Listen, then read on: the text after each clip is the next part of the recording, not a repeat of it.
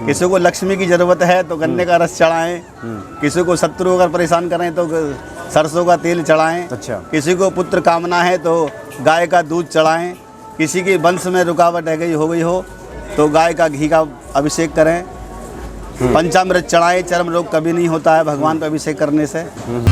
जग में पावन शिव के धाम, दर्शन से बन जाते काम। जग में पावन शिव के धाम, दर्शन से बन जाते काम। सभी का करते हैं कल्याण, जो दिल से लेते शिव का नाम। सभी का करते हैं कल्याण, जो दिल से लेते शिव का नाम। जग में पावन शिव के धाम, दर्शन से बन जाते काम। जग में पावन शिव के धाम, दर्शन से बन जाते काम। सभी का करते हैं कल्याण, जो दिल से लेते शिव का नाम। सभी का करते हैं कल्याण, जो दिल से लेते शिव का नाम। जग में पावन शिव के धाम, दर्शन से बन जाते काम। जग में पावन शिव के धाम, दर्शन से। जय सिया राम, हर हर महादेव। इस वक्त भगवान शिव के एक परम धाम में हम उपस्थित हैं। ये उत्तर प्रदेश के हापुड़ ज़िले का गढ़मुक्तेश्वर है और गढ़मुक्तेश्वर भगवान की क्या महिमा है। और इस वक्त हम ठीक गंगा के किनारे हम लोग, पंडित जी ये ब्रज घाट है जी, ब्रज घाट पे हम लोग उपस्थित हैं और पूज्य पंडित जी यहाँ के महिमा बताने के लिए उपस्थित हैं। स्वागत है आपका पंडित जी। जय सिया राम। जय श्री राम। जी बाबा जी, आपका क्या नाम हुआ? मेरा नाम मंगल शर्मा है। मंगल शर्मा जी। बाबा जी, सबसे पहले तो हम यहाँ की महिमा जानना चाहेंगे, क्या महिमा है यहाँ की? देखिए, जहाँ तक महिमा की बात है, गंगा का जो भी क्षेत्र है वो महिमा का ही क्षेत्र होता है जी। गंगा के बारे में कहा गया है, रामायण में चौपाई आई है कि दरस परस के मत जन पाना, हरहु पाप कहे वेद पुराना।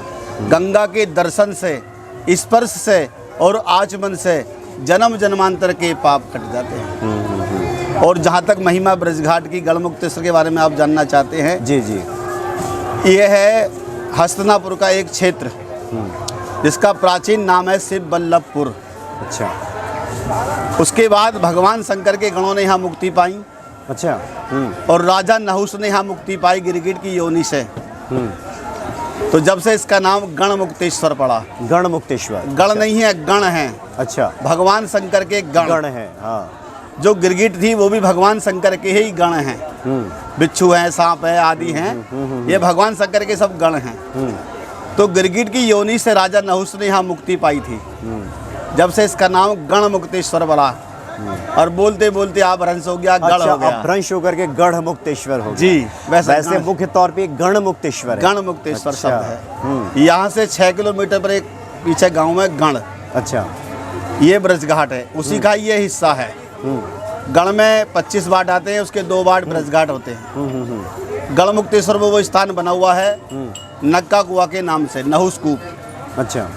उसी कुएं के अंदर उन्होंने अपनी गिरगिट की योनि से मुक्ति पाई थी भगवान कृष्ण के द्वारा।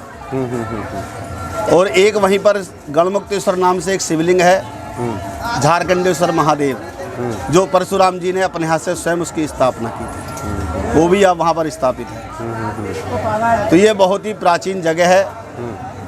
यहाँ के जन्म जन्मांतर के पाप कट जाते हैं।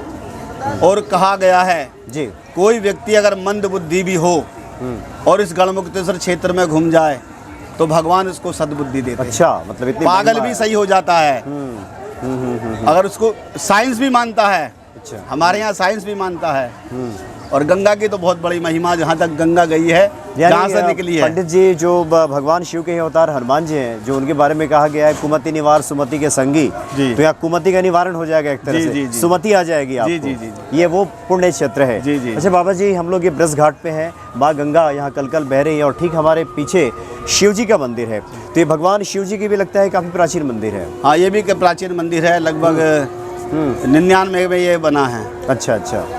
उससे पहले एक महाराज जी यहाँ रहते थे, उन्होंने एक छोटी सी शिवलिंग अपने आप स्वयं रख दी थी। उसके बाद लोगों का मन भाव जागा उन्होंने यहाँ पर एक बड़े शिवलिंग की स्थापना कर दी है, मंदिर बना दिया कि लोगों का उद्धार हो। क्योंकि कहा गया है कि कोई भी पूजा पाठ हम करते हैं गंगा किनारे और शिवालय के समीप, उसका अनंत गुना फल होता है। जैसे कोई भी मंत्र जाप पाठ हवन आपने घर में किया, उसका 1 गुना फल। वही कार्य हमने गौशाला में कर दिया तो 100 गुना फल।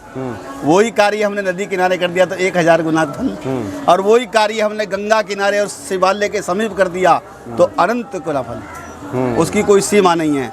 ऐसा ही पुण्य और ऐसा ही पाप। अगर हम पाप कर देते हैं तो वो वज्र के समान होता है, यानी कहीं वह किया हुआ पाप तीर्थ पे उतर जाता है, कट जाता है। और यहाँ का किया हुआ पाप वज्र के समान होता है जो कहीं नहीं कटता। अच्छा, मतलब ये वो स्थल है जी, जहाँ पे कोई व्यक्ति पुण्य अर्जित करे, भगवान शिव का जलाभिषेक करे तो उसका जो फलाफल है लाख गुना मिलता है, अनंत गुना, अनंत गुना मिलता है। अच्छा बाबा जी, आप तो बहुत अच्छी बातें बता रहे हैं और भक्तों के कल्याण के लिए। जरा बताएं कि भगवान शिव वैसे तो ऑर्डर दानी हैं, आशुतोष हैं, शीघ्र प्रसन्न होते हैं, भक्तों पे कृपा करें, इसके लिए भक्त कैसे आराधना करें भगवान शिव की? भगवान पे जलाभिषेक करें, जिसकी जो कामना उसी भावना से उसको पूजा करें। किसी को लक्ष्मी की जरूरत है तो गन्ने का रस चढ़ाएं, किसी को शत्रु अगर परेशान करें तो सरसों का तेल चढ़ाएं। अच्छा। किसी को पुत्र कामना है तो गाय का दूध चढ़ाएं। किसी की वंश में रुकावट हो गई हो तो गाय का घी का अभिषेक करें। पंचामृत चढ़ाएं, चर्म रोग कभी नहीं होता है भगवान पर अभिषेक करने से। पंडित जी, अभी जिस घोर आर्थिक युग में हम लोग इस कलयुग में हैं, बहुत सारे लोगों के सामने रोजी रोटी की समस्या है, बहुत सारी इस तरह की परेशानियां हैं, तो उन तमाम लोगों को क्या आपकी तरफ से सलाह होगी कि वो भगवान शिव का कैसे? भगवान शिव पे जलाभिषेक करें कुशा डाल करके। अच्छा, कुशा जल में डाल दें और अच्छा। भोलेनाथ पे चढ़ाएं।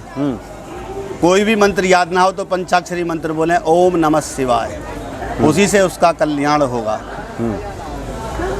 क्योंकि जली भी आग जलाएगी और बुझी भी आग हाथ काले करेगी। तो भगवान की पूजा सीधा करो, उल्टी करो, उसका पुण्य तो उसको मिलना ही है। जी जी जी जी जी। अच्छा, एक और जिज्ञासा लोगों की रहती है। आमतौर पे लोग भगवान शिव को जब जलाभिषेक करते हैं तो कई बार दूध में ही जल मिलाते हैं, उसी में गंगा जल मिलाते हैं, उसी में फूल डाल लेते हैं, लगभग सारी सामग्री एक लोटे में ही डाल लेते हैं। क्या ऐसा करना सही है या फिर अलग अलग इस तरह का विधान है जी पूजन? देखिए, जिसको अगर ज्ञान नहीं है उसको तो पूर्ण फल मिलेगा।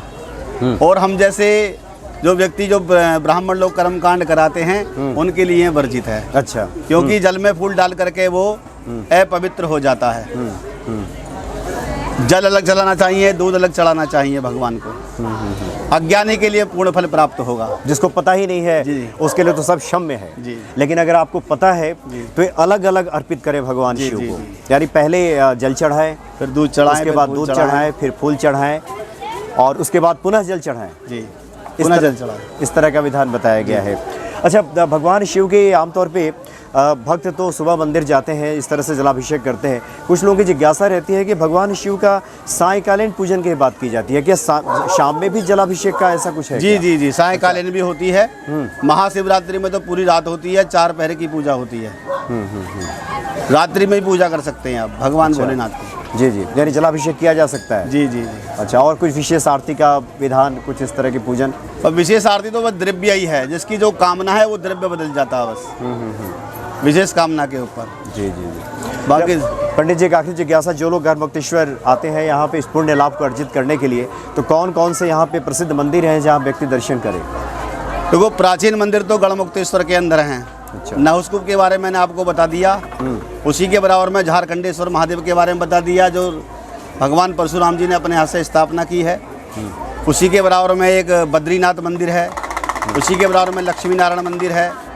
उसी के पास में गंगा मंदिर है। गंगा मंदिर में पहले 100 से ज़्यादा पैड़ियाँ होती थी, आज कुछ कम है। उसकी ये खासियत है, आज भी उन पैड़ियों के अंदर जल की आवाज़ आती है। अच्छा। अगर आप उसका प्रयोग करेंगे तो जल की आवाज़ उसके अंदर आएगी। और नरसिंह भगवान का मंदिर है। और जहाँ तक ब्रजघाट की बात है तो ये ज़्यादा प्राचीन तो नहीं है, लेकिन काफ़ी पुराना बसा हुआ है ये भी। तो यहाँ भी जो है एक अमृत परिसर मंदिर है, उसमें बहुत दिव्य दिव्य मूर्ति लगाई गई हैं। बड़ी बड़ी प्राचीन चीज़ लगाई गई हैं, लोगों को दर्शन हो सके, उसका कल्याण हो सके। जैसे पारे के शिवलिंग है, नर्मदेश्वर भगवान हैं, और नरसिंह भगवान पे कई प्रकार की उस पर आकृति हैं। 108 शिवलिंग का शंख बनाया है। बहुत दिव्य मतलब बहुत अच्छी सुंदर मूर्तियाँ बनाई गई। वेदांत मंदिर है, प्राचीन मंदिर। हनुमान मंदिर है जो 51 फुट की हनुमान जी की मूर्ति है। अच्छा। जी जी जी पंडित जी, चलो बहुत बहुत धन्यवाद आपका पंडित जी, आपने काफ़ी अच्छी जानकारी दी भक्तों कल्याण के लिए। बहुत बहुत धन्यवाद आपका। जय सिया राम, जय श्री राम। हर हर महादेव।